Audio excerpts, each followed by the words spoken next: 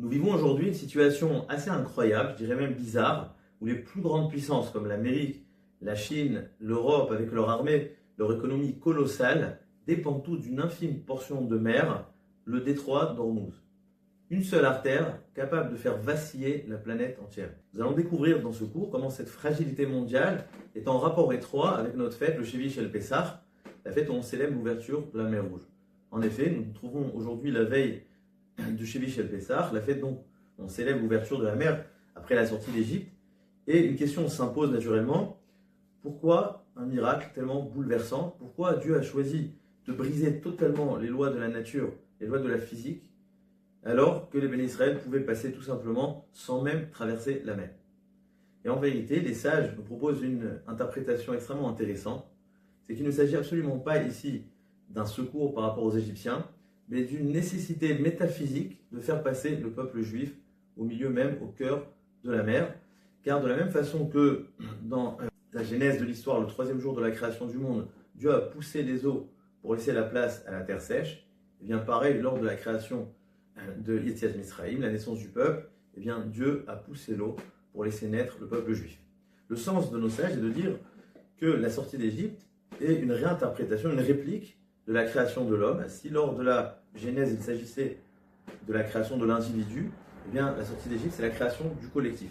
Pour cette raison-là, de la même façon que lors de la création du monde, Dieu a jugé utile de faire bouger les eaux, de pousser les eaux pour laisser la place à la terre sèche, et bien pareil, lors de l'ouverture de la mer, il a bougé les eaux pour laisser la place à la naissance du peuple juif. Mais puisque les sages comparent donc la Kriyat Souf au troisième jour de la création du monde, j'aimerais me concentrer sur cette notion-là, sur ce texte où le verset nous dit « Ikavu amaim mitachat hashamaim » que les eaux se poussent El Mekom Echad, vers en un seul lieu, Veterae Ayabasha, et que la terre apparaisse. Et on pourrait s'interroger pourquoi Dieu a choisi de faire les choses de cette manière. Pourquoi Dieu n'a pas créé directement une terre sèche pour les animaux, pour l'homme? Pourquoi fallait-il qu'elle soit avant tout recouverte, totalement recouverte d'eau, puis seulement ensuite Vaterae Ayabasha? D'ailleurs, ce mot Vaterae Ayabasha signifie bien qu'il n'y avait pas de création même de terre sèche, mais la terre était essentiellement recouverte, simplement Dieu a poussé les eaux pour la laisser apparaître. On pourrait également s'interroger, vous savez que le troisième jour, Yom HaShelishi, il y a deux fois le mot Tov, car il y a deux créations. Il y a en effet la fin de la création du deuxième jour qui concernait l'eau, donc le fait que Dieu a poussé les eaux, c'est l'aboutissement de la création du deuxième jour. Et puis il y a en dehors de ça la création donc, de la terre qui s'accompagne avec l'émergence des végétaux. Et d'où la question, pourquoi ces deux créations le même jour, comme s'il y aurait un lien entre l'eau et la terre, entre ces deux créations-là. D'ailleurs, lorsqu'on lit le passouk, juste après, il est écrit « Vaikra Elohim la Yabasha Eret ou l'imikve ayamim kara yamim ». Dieu a nommé donc la terre sèche, Eret, et il a nommé également l'amas des eaux, Yamim, les mers. Et on a l'impression que ces deux noms-là sont en corrélation, c'est-à-dire que le nom de la mer n'a pu exister seulement une fois qu'il y avait Eret, comme si les deux sont en corrélation.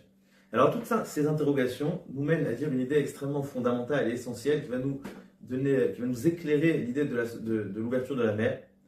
C'est que la réalité terrestre n'a absolument aucune autonomie, elle est totalement dépendante essentiellement de la mer. C'est-à-dire que la Yabasha n'est pas une création, car la Yabasha naturellement est recouverte d'eau.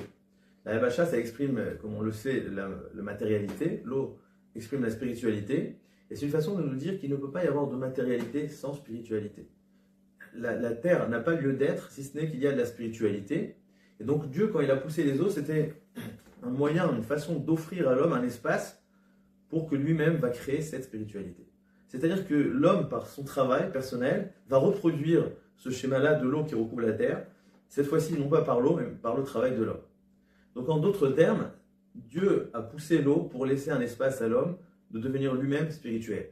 Mais si ce n'est la spiritualité de l'homme, si ce n'est le travail de l'homme, eh bien l'eau finira par recouvrir la terre de nouveau. C'est exactement ce qui s'est passé au Maboul, au déluge, où lorsque le monde a fauté, le monde a été perverti, eh bien Dieu a recouvert la terre d'eau, a effacé la terre, Umacha et Adama. Et donc une façon de dire que si l'homme ne fait pas son travail, la terre, le monde va retrouver son état originel où le recouvrait la terre. Donc on comprend bien qu'il y a une interaction entre la terre et la mer. D'ailleurs vous savez que comme le dit le verset, Vaikra la Yabasha Eretz, la terre s'appelle en hébreu Eretz. Et les sages nous expliquent, Eretz, Milachon, Ratson, la volonté, l'envie, car l'essence même de la terre, le lieu qui est la terre donc, est par excellence le lieu de l'envie, de la volonté, où on développe cette aspiration d'aller vers où? D'aller vers le Shamaïm. Donc il y a une interaction entre Eretz et Shamaïm. Shamaïm dans le sens Sham, là-bas, c'est le lieu de l'aspiration. Donc le propre même de la terre, c'est le lieu où nous allons aspirer au Shamaïm. Qu'est-ce que veut dire Shamaïm? Eh bien, c'est l'eau. Shamaïm est composé d'eau. Donc c'est-à-dire que notre façon d'être sur la terre doit être en permanence dans une forme d'aspiration vers la spiritualité. Donc lorsqu'Hachem a poussé l'eau pour laisser la place à la terre, c'est une façon de dire que la seule façon pour vous d'être ici, c'est lorsque vous allez aspirer à la spiritualité. C'est pour cela que la terre était essentiellement recouverte. Simplement, on l'a poussée pour laisser une place au travail de l'homme lorsqu'il va être dans cette spirale-là de devenir spirituel. On pourrait approfondir plus. La Yabasha, la terre sèche, donc, représente la stabilité, la force, l'autonomie. Et c'est véritablement le sentiment qu'on a lorsqu'on est sur terre. On se sent tout puissant, on se sent en maîtrise de la situation, en stabilité. En revanche, la mer, c'est l'instabilité. C'est le changement de mouvement, on connaît les marées, les vagues. Il n'y a absolument pas de stabilité, on n'a aucune façon de survivre dans la mer si ce n'est que par un élément extérieur, l'oxygène, un navire, un bateau. C'est-à-dire que dans la mer, l'homme ne peut pas véritablement se sentir en sécurité, il ne maîtrise pas la situation. Donc on pourrait dire que la mer vient nous rappeler la vulnérabilité de l'homme. En réalité, le monde n'est terre ferme que par cette décision divine de maintenir les eaux à distance.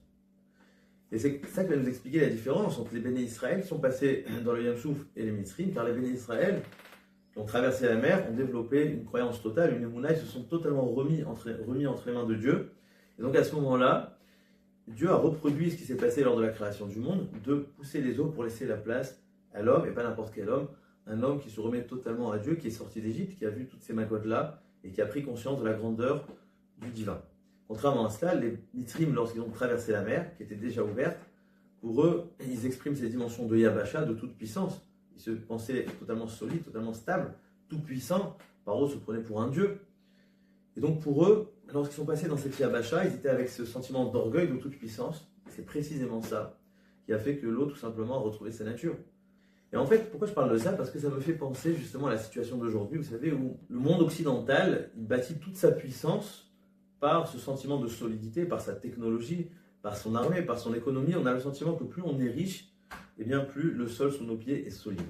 Ça, c'est le monde occidental, donc il représente cette Yabasha, cette solidité. On est tout puissant. Plus j'ai de l'argent, plus j'ai de soldats, etc., plus je suis capable de dominer le monde, et plus rien ne va m'arriver. Je suis capable d'exterminer tout ce qui me dérange, tous mes ennemis, etc.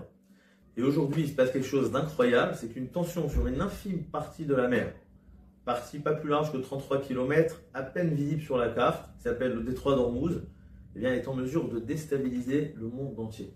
Le coût du pétrole monte, le coût des transports, de l'industrie, etc. Et bien entendu, la sécurité qui en découle de tout cela. D'ailleurs, les Iraniens l'ont très très bien compris, c'est leur carte la plus forte, leur joker pour toutes les négociations. Eh bien, nous voyons comment, malgré la puissance, malgré des armées colossales, malgré des économies incroyables, malgré des années de préparation de systèmes de protection, d'aviation, de tout ce que vous voulez, eh bien, une toute petite partie sur la mer peut tout déstabiliser, peut tout faire changer, tout faire basculer. Et donc nous voyons encore une fois ce rapport-là entre la Yabasha et le Yam. Je dirais que le monde occidental, il représente cette Yabasha, cette solidité, le fait qu'on a l'impression que l'économie, les stratégies, la technologie, etc. est capable de nous donner notre toute puissance. Et puis Akadosh Baruch Hu, il nous montre, regardez, une petite partie de mer. Et comme nous avons dit, la mer c'est l'instabilité. Eh bien, elle vient te prouver que rien n'est entre tes mains. Si tu pensais que tu étais autonome, tu étais libre, tu étais maître de la situation, absolument pas. Une petite partie, très très loin, à des milliers de kilomètres, peut avoir un impact sur le monde entier, sur la planète entière. Donc encore une fois, on voit cette petite tension entre la Yabasha et le Yam, que si on prend trop au sérieux ces dimensions de Yabasha, on a l'impression que cette terre sèche, cette stabilité est quelque chose d'absolu, eh bien c'est là où Akadosh Baruch Hu vient nous montrer, regarde, cette Yabasha, cette terre sèche dépend totalement de la mer, d'une petite partie, d'une petite goutte d'eau sur la mer, et sans ça, tout peut s'effondrer. Ce Shevish El Pessah, cette fête où on célèbre l'ouverture de la mer, on revoit encore comment cette idée nous parle dans la guerre d'aujourd'hui, que notre stabilité, notre véritable stabilité n'est absolument pas la Yabasha, n'est pas la terre sèche, mais bien au contraire. C'est de bien comprendre que nous sommes seulement entre les mains de Dieu. Eh bien, c'est notre seule sécurité, c'est notre seule et véritable liberté. Et c'est précisément ça que les béné Israël ont compris, et c'est pour cette raison-là qu'ils ont mérité donc la Kriyat Yam Souf. Pour conclure, il faut comprendre que cette Kriyat Yam Souf, comme le terme du verset, est encore plus grande que lorsque Dieu a poussé les eaux le troisième jour de la création du monde. Car ici, c'est non pas une Yabasha, mais Bayabasha Betoch Hayam. Le Yam, c'est ce qui exprime ce qui est en dehors du monde, ce qui est au-delà du monde, ce qui transcende le monde. C'est écrit Et Hashamayim, Et Haaretz, Et Hayam, Et Hasharba. Le Yam, c'est ce qui est en dehors du monde. Et donc, Dieu nous a créé une nouvelle terre sèche qui transcende l'humanité. Et c'est ça ce qui va nous rendre tout puissants. C'est pour ça que je disais que ce message est un message d'espoir, Bezrat Hashem, pour les béné Israël aujourd'hui, pour le peuple d'Israël en cette période de guerre.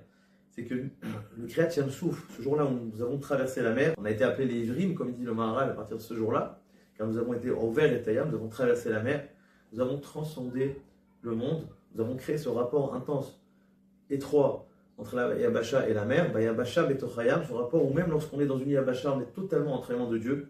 Et c'est ça la meilleure préparation à l'entrée en Eretz Israël, car c'est la seule façon de bien comprendre que nous ne sommes pas dépendants ni même des Mazalot, ni de quoi que ce soit, mais de Akadosh Baruch Hu lui-même. C'est ça l'idée de Eretz Israël, c'est que nous, Akadosh Baruch Hu dirige cette terre non pas par les Mazalot, mais c'est lui-même qui la dirige, et tout cela est grâce au passage dans la mer. C'est pour ça que les sages nous disent Va'amaim laem choma miminam, miminam ze mezouza. Ça représente la mezouza. Quel rapport à la mezouza? En fait, Rabbeinu Bechaï nous explique que la mezouza, ça donne un autre sens à la Yabasha, à l'endroit où on se trouve. C'est-à-dire que lorsqu'on a une maison, on met une mezouza, et bien cette maison qui est physique, elle prend un autre sens, elle prend un sens qui transcende la nature, au point où on est intouchable. C'est pour cette raison-là que la mezouza est une protection, car celui qui s'attache totalement à Kadosh Baruch Hu, eh bien, devient intouchable. Et voilà, c'est ça le message que je voulais dire, c'est que si nous reprenons cette Kriyat Yam Souf, ce passage dans la mer, ce passage où on a bien compris que même lorsqu'on est sur notre terre, on est totalement dépendant des mains d'Akadosh Baruch Hu qui a poussé les eaux pour nous laisser cette place-là. Si on le ressent très très fort, eh bien personne ne pourra nous faire du mal, on sera invincible.